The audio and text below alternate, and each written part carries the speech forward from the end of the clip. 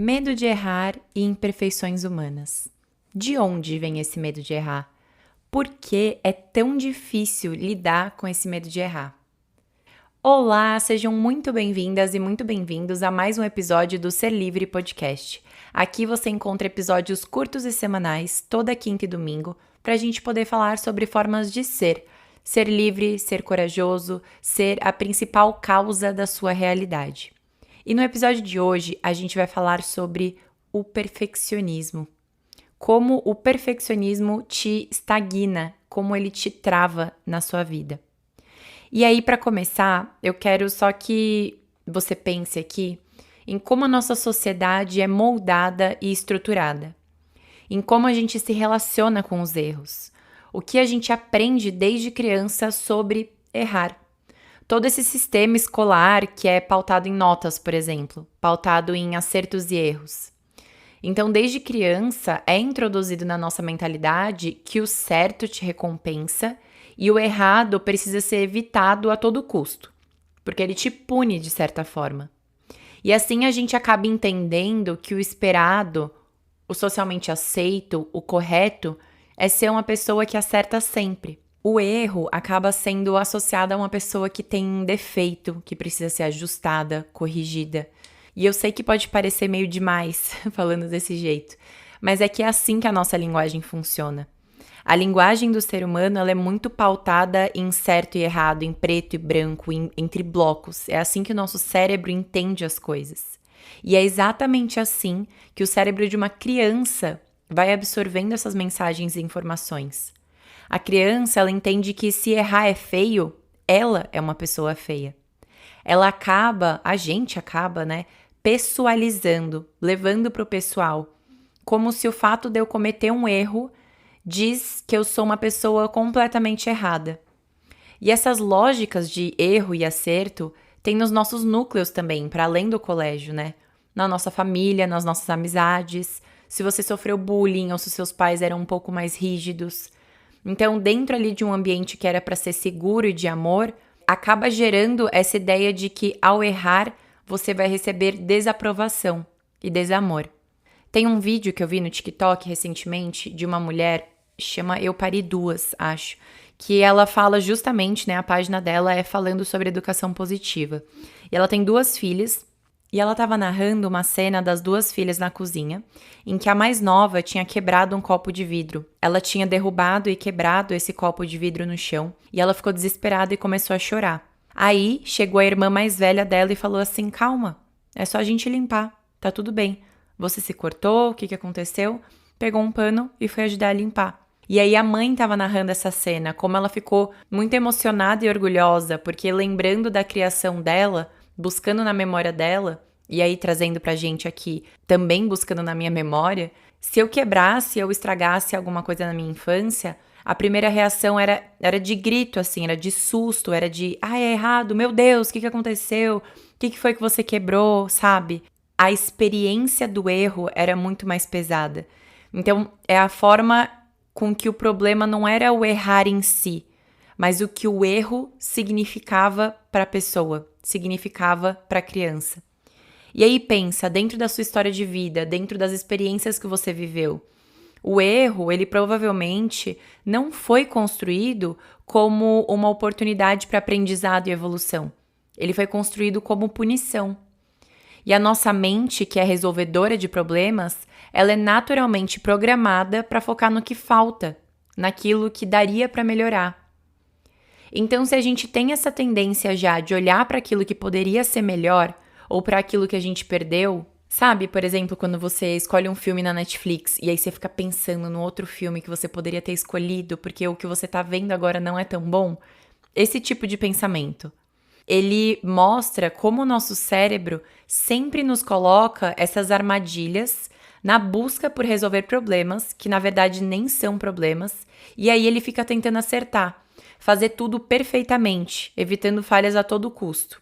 E você acaba ficando com aquela sensação de que as coisas nunca estão boas o suficiente, de que elas sempre poderiam melhorar. O problema disso tudo é que acaba criando na sociedade e na nossa mente uma mania de idealizar. E, sinceramente, para mim, a idealização é a raiz de todas as contaminações nas nossas relações, tanto internas, a relação de nós com nós mesmos, quanto com as outras pessoas externamente. Eu chamo isso de síndrome do deveria. É basicamente quando a gente se idealiza, então a gente entende que a gente deveria ser de certa forma que a gente ainda não é, mas a gente também idealiza o outro. Sabe quando a gente fica pensando, nossa, eu deveria ser assim, ou eu deveria ter agido de certa forma? Então, quando a gente faz isso, a gente também está projetando essa síndrome do deveria nas outras pessoas. E aí você começa a esperar de você uma conduta que não é alinhada com quem você é hoje. E começa também a cobrar do mundo uma conduta que não é alinhada com o que as pessoas são. Essa síndrome, ela vai acabar envenenando, de certa forma, o seu relacionamento interno e o externo. Essa idealização, ela vem dessa mentalidade do erro, de fuga do erro. Ou seja, se não pode errar, tem que ser perfeito.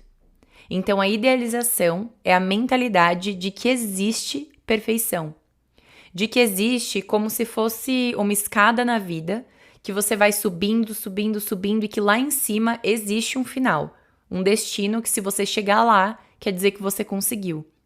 Então, se você ainda não chegou lá, significa que você está sempre atrasada, para trás.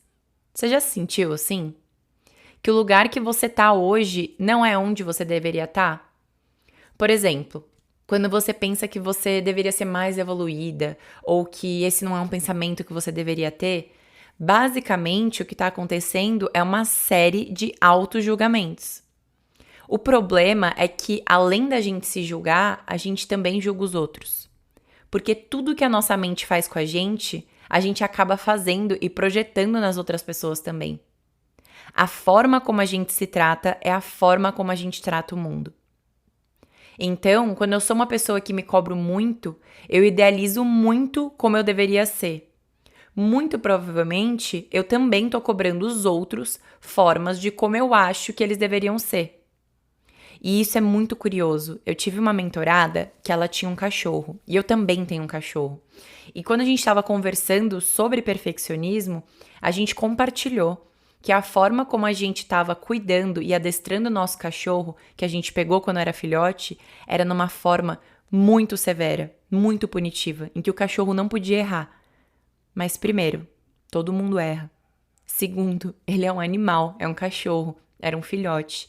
Então, através do comportamento que a minha mentorada e eu tínhamos com o nosso cachorro, a gente conseguia ver o espelho da forma como a gente se tratava internamente. Faz sentido? E isso mostra como essa mentalidade de perfeição, de não poder errar, que a gente acaba chamando de perfeccionismo, é a melhor forma de você estagnar na vida. Porque ele é uma característica que ainda é até muito bem vista na sociedade, como se não fosse nociva. Sabe aquela brincadeira que você tá na entrevista de emprego e pergunta qual que é seu defeito? E aí você fala que é perfeccionista? Porque o perfeccionismo é uma característica que ela é bem vista, como se você fosse uma pessoa que não fosse errar nunca. Então você vai ser um ativo muito bom naquela empresa. Mas a verdade é que o perfeccionismo, ele foca no resultado e não no processo. E eu passei exatamente por isso que eu queria trazer isso no tema de hoje. O que eu tô chamando aqui de síndrome do deveria é basicamente quando a nossa mente fica viciada por resultados e não pelos processos.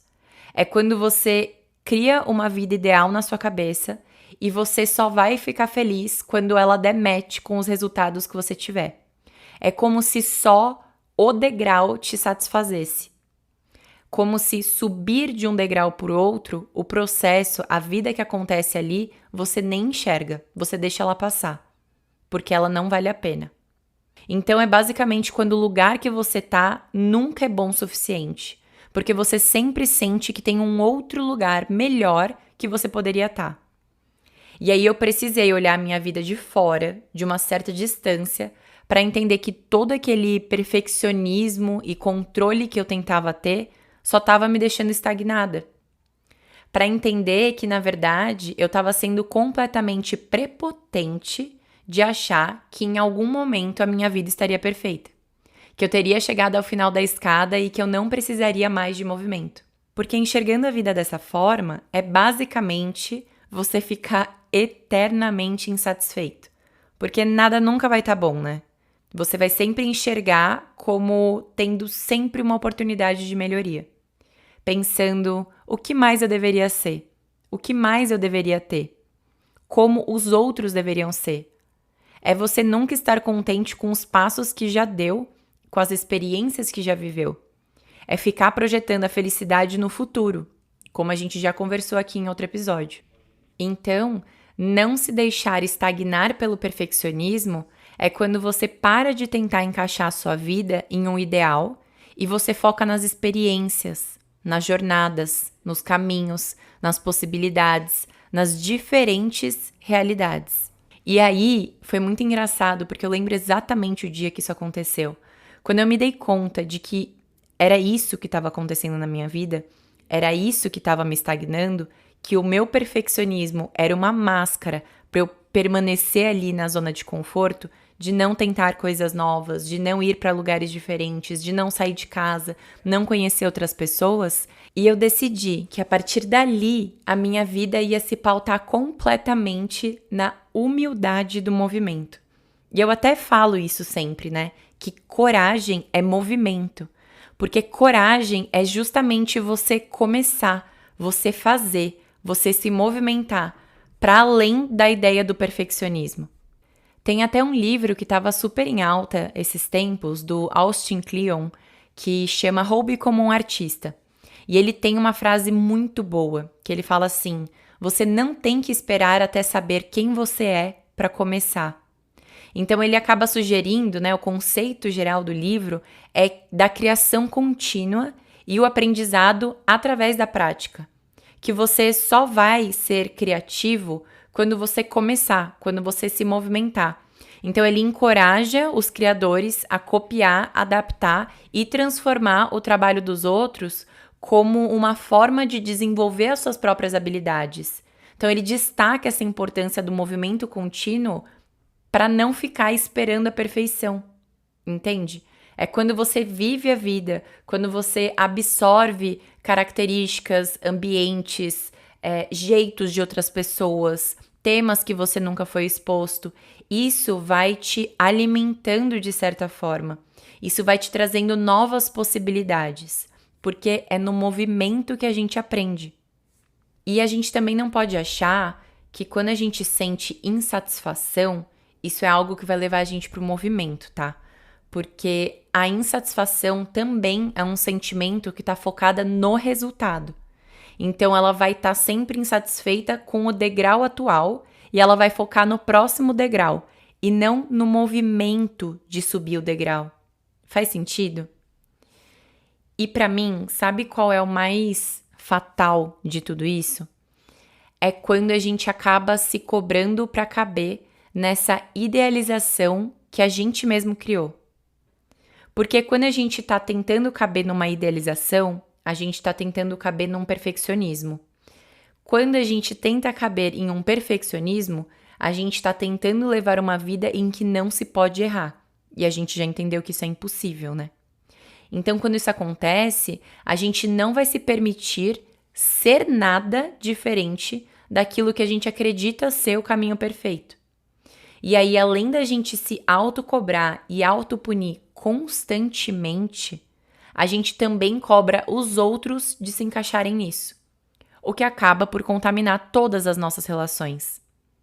Para pensar, toda cobrança que você faz para as pessoas vem dessa síndrome do deveria, de que o que você está fazendo não é suficiente, deveria ser, ou ter, ou fazer de outra forma.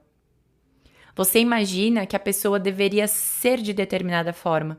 E quando ela não age da forma como você idealizou que ela deveria ser, você cobra, você pede que ela mude. E aí eu vou falar pra vocês uma coisa que a minha terapeuta me falou na época e que foi maravilhoso para esse meu processo. Então fica um desafio aqui nosso. Tenta ficar 7 dias, uma semana, sem cobrar do outro o que você esperava que ele deveria ser. Isso é, na verdade, uma excelente forma de você desconstruir essas cobranças. Você vai acabar percebendo a quantidade de idealizações que você coloca no outro e vai perceber que, na verdade, isso tudo nasce dentro de você. E, gente, esse desafio é para você fazer sem autojulgamento. Ai, mas eu não consigo passar do dia 2 e sempre reconta, não tem problema. Porque o foco aqui é justamente criar a consciência do quão viciada a sua mente tá em criar esses deverias.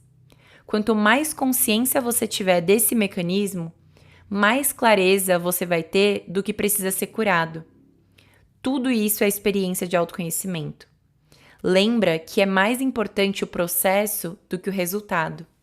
Aqui, o que importa é o movimento de você perceber o quanto a síndrome do deveria, o quanto o perfeccionismo, a idealização está estagnando a sua vida. E você vai perceber o quanto isso vai virar várias chaves dentro da sua cabeça e vai te permitir viver uma vida mais leve, tanto na forma como você mesma se trata, tanto na forma como você se relaciona com as outras pessoas. Então é isso por hoje. Muito obrigada a quem ouviu até o final. Quem ainda não tá seguindo o podcast, segue aqui, porque aí toda vez que eu liberar um novo episódio você vai ser notificado. E não esquece, se o que você ouviu aqui ressoou em você de alguma forma, avalie aqui em 5 estrelas. E se você lembrou de alguma pessoa ouvindo a mensagem de hoje, envia para ela. Isso pode ser exatamente o que ela tá precisando ouvir hoje. Um beijo no coração de vocês e até o próximo episódio.